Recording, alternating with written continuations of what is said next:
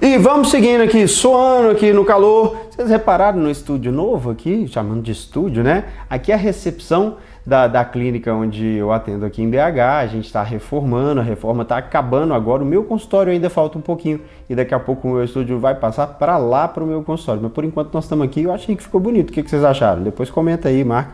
Enfim, dá palpite, pode dar palpite. A gente tem TDAH, a gente gosta de dar palpite, então pode dar palpite que eu não ligo não.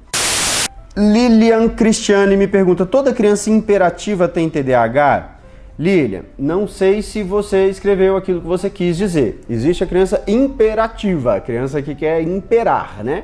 E existe a criança hiperativa, a criança que tem um nível de atividade física, de atividade motora muito maior do que as outras. Ela se mexe demais, ela não consegue ficar quieta.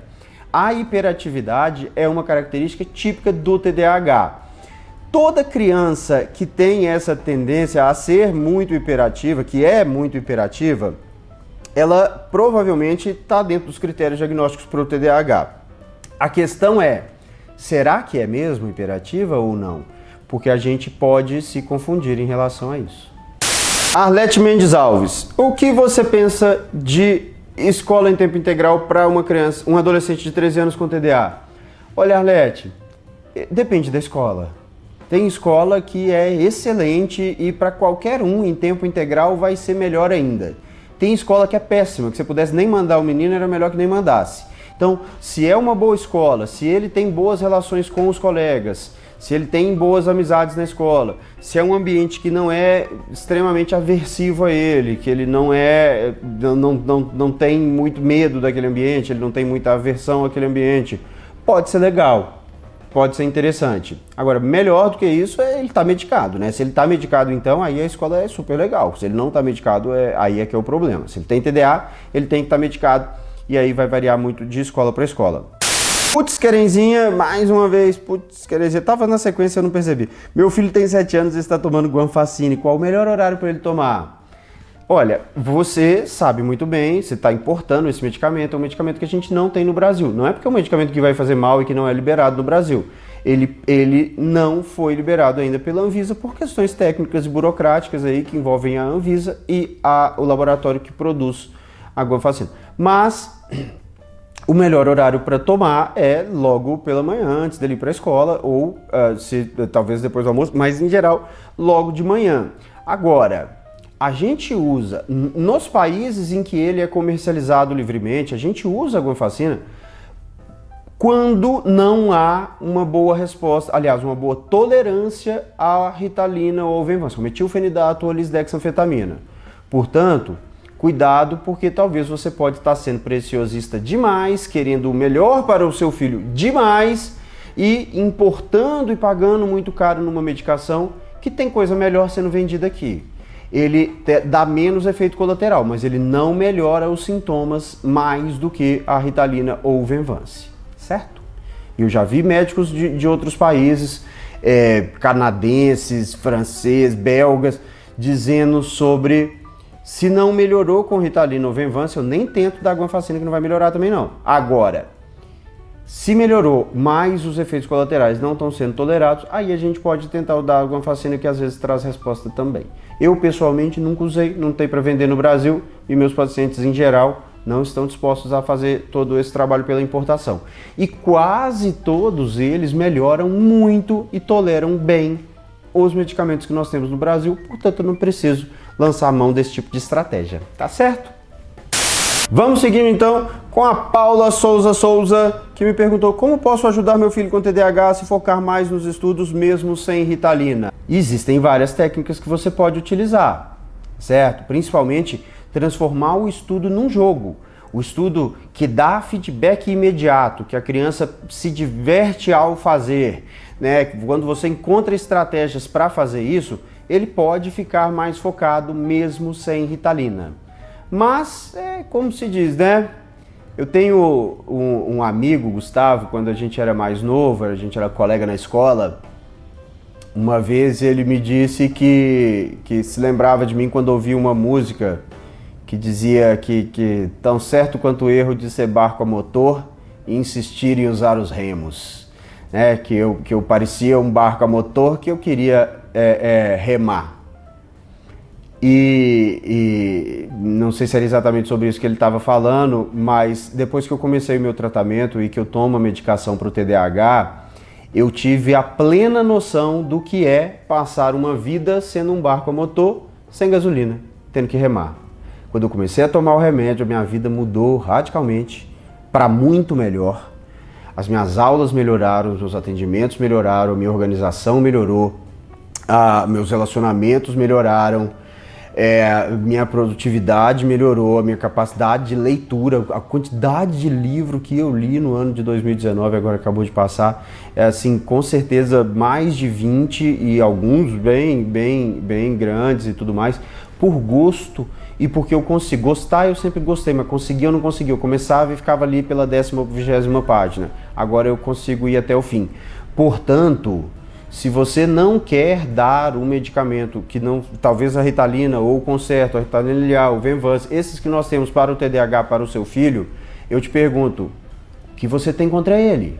Por que é que você quer privar o seu filho daquilo que a ciência produziu de mais moderno e eficaz para lidar com um problema real que ele vive todos os dias e que não há outra alternativa mais adequada para solucionar isso?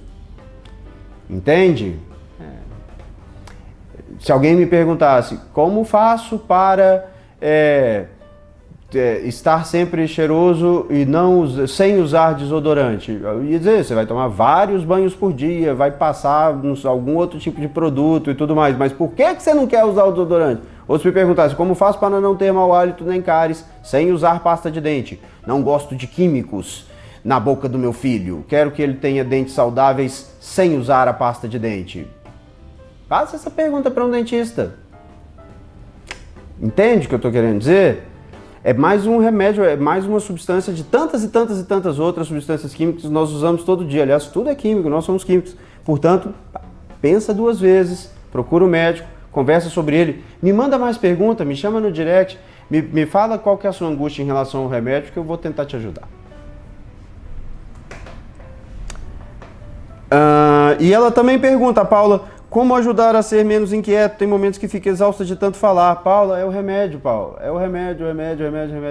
Outras coisas ajudam muito. Você aprender a lidar. Esse cansaço seu também é algo que pode atrapalhar. Aprender a lidar com isso, saber relaxar um pouco e permitir um pouco também essa agitação dele em determinados momentos. Enfim, tem várias coisas que podem ser feitas. Para te orientar melhor, eu preciso saber pessoalmente. Se você puder me mandar mais detalhes, eu vou ficar muito feliz de poder te ajudar. Mas não queira simplesmente virar as costas para a medicação e achar que ele vai fazer muito mal, porque não vai, não faz mal.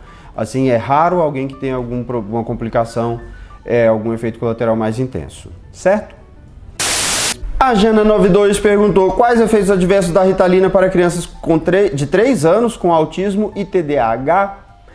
Jana, são os mesmos que para qualquer outra pessoa. Os efeitos adversos desse tipo de medicamento são boca seca, perda de apetite, aumento da frequência cardíaca e preste atenção, é um aumento da frequência cardíaca, ou seja, o coração bate mais rápido, ele bate mais vezes por minuto. Frequência cardíaca não é ritmo cardíaco. Ritmo cardíaco é outra coisa. Alterações de ritmo cardíaco são coisas que são muito importantes. A gente deve ter muita atenção, procurar um bom cardiologista, de preferência um arritmologista, para investigar. Mas a Ritalina não causa alteração no ritmo cardíaco, ela causa na frequência. O ritmo é o mesmo, mas a frequência é maior. É isso aqui, ó. Isso é um ritmo. Agora numa frequência maior. Isso é outro ritmo. Então, ritmo é uma coisa, frequência é outra coisa. A frequência aumenta e isso não tem problema.